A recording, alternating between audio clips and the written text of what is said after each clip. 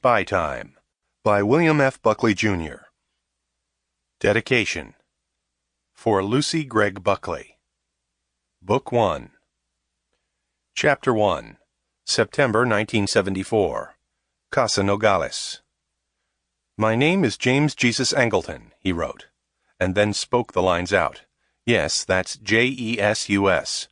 For most of my professional life, I went out of my way to suppress my middle name. He would explain that. One picks up mannerisms when young, mannerisms we have no reason to be proud of. One of mine was to hide my middle name. He sipped from his glass, fought briefly what had proved was a losing battle, his one-time resolution not to write a journal of any kind. He closed his eyes and summoned his determination to do what he thought his duty, to himself. How is it I came by such a name, you might wonder? I was given that name by my Mexican mother. She was 17 when my father Hugh married her in Nogales, Arizona.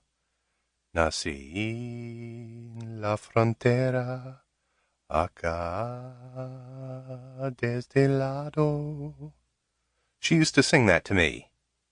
Born over here, on this side of the border.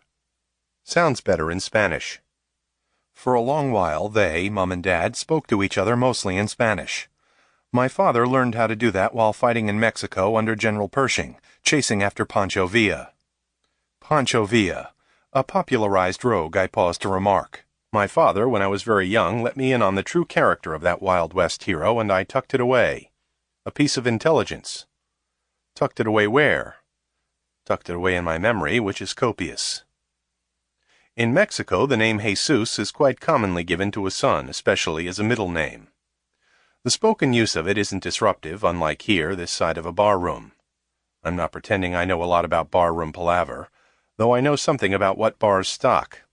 In the Latin-speaking world, you might hear a formal old lady remark, Jesus Maria Jose, como hablo esa señora? Commonplace, but you would not expect a well-mannered woman in America, outside of an asylum, to go about saying, Jesus, Mary, and Joseph, how that lady runs on. You will guess, with the launch of these few lines, that I have got about in my life. That is so, I have.